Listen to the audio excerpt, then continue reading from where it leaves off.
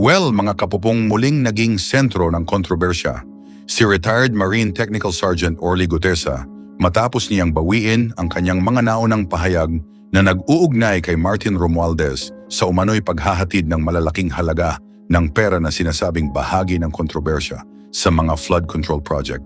Noong Setyembre, humarap si Gutesa sa Senate Blue Ribbon Committee bilang isang surprise witness. Bilang former security personnel ni Zaldico, sinabi niya noon na nakasaksi siya sa paghahatid ng mga maleta ng pera na tinawag niyang basura. Kabilang sa kanyang mga aligasyon ang umano'y paghahatid ng pera sa tahanan ni Romualdez sa Forbes Park. Mahalaga ang kanyang testimonya dahil naging bahagi ito ng mga ebidensyang sinusuri kaugnay ng mga reklamong plunder, direct bribery, graft at corruption laban kina Romualdez at Zaldi. Dahil dito, naging mahalagang bahagi ng investigasyon ang kanyang salaysay tungkol sa umano'y pagdaloy ng pera mula sa mga proyekto ng pamahalaan.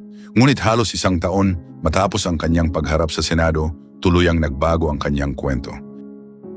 Sa isang affidavit na nilagdaan, sinabi ni Gutesa na wala siyang personal na kaalaman o aktual na nakita ng mga maletang puno ng pera na inihatid kay Romualdez. Iginiit din niyang hindi niya kailanman direktang nakausap o nakita ang former speaker sa lugar na dati niyang tinukoy. Sa halip, sinabi ni Gutesa na ang kanyang unang testimonya ay bunga ng pressure, takot at mga pangakong tulong para sa kanyang pamilya. Itinuro niya sina Senator Rodante Marcoleta at Mike Defensor bilang umano'y mga taong nag-udyok sa kanya na gumawa ng mga pahayag laban kay Romualdez. Ayon kay Gutesa, isang araw bago ang kanyang pagharap sa Senado ay nakipagkita siya kina Defensor at Marcoleta sa isang Japanese restaurant sa Pasay City. Doon umano pinag-usapan at inihanda ang affidavit na gagamitin sa kanyang testimonya. Sinabi niyang pinilit siyang sabihin na may perang kinuha mula sa Department of Public Works and Highways at inihatid mula sa tahanan ni Zaldi. Tumutol umano siya dahil wala siyang personal na alam tungkol dito.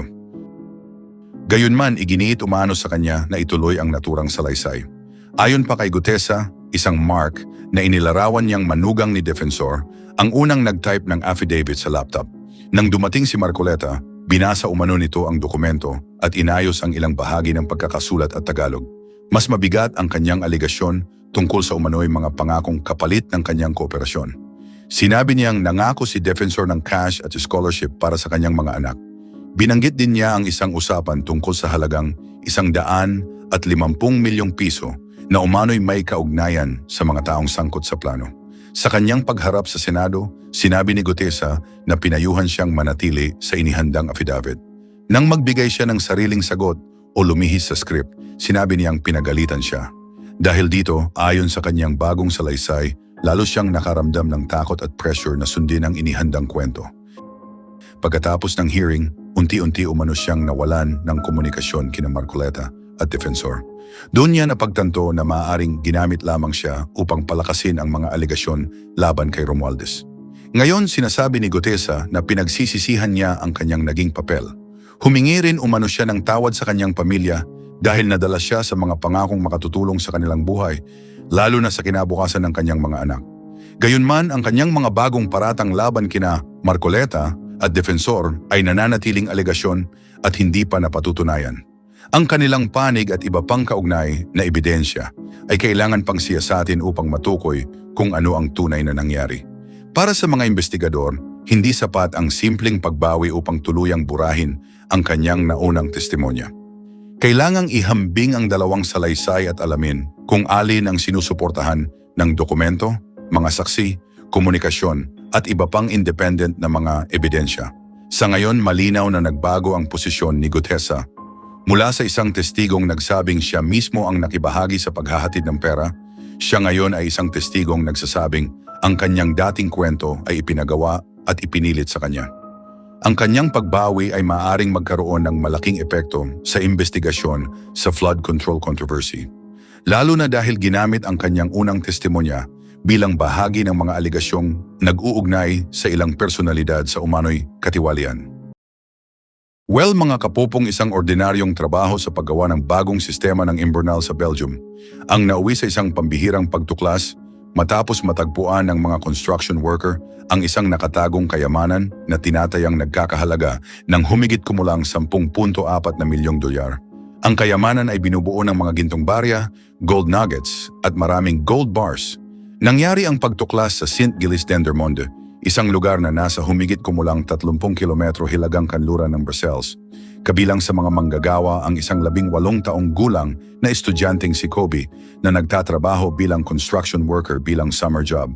Habang naghuhukay sila para maglagay ng mga bagong tubo ng imburnal, may napansin silang mga bagay na nakabaon sa lupa. Noong una, inakala ni Kobe na mga ordinaryong barya lamang ang kanilang nakita.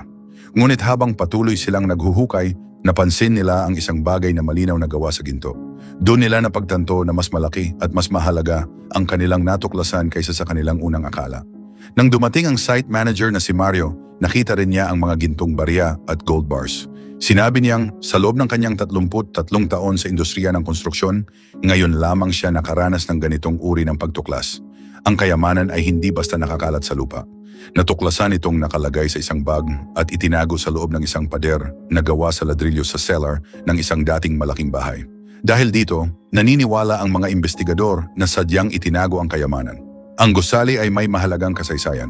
Dating bahagi ito ng isang brewery na konektado sa mayamang pamilyang Van Asche. Nagsimulang mag-operate ang brewery noong 1800 at 1900 at tumigil noong 1970. Ang malaking bahay ay orihinal na itinayo para sa may-ari ng brewery na si Theophilus Van Asche noong huling bahagi ng ika-19 na siglo. Dahil sa kasaysayan ng pamilya Van Asche, isa sa mga teorya ay maaaring nagmula sa kanilang yaman ng ginto. Posibleng nagtabi sila ng bahagi ng kanilang kayamanan sa anyong ginto at itinago ito sa isang ligtas na lugar. Gayunpaman, wala pang matibay na ebidensyang nagpapatunay kung sino talaga ang nagmamay-ari ng ginto o kung bakit ito itinago. Agad na inireport ng mga manggagawa ang kanilang natuklasan sa pulisya.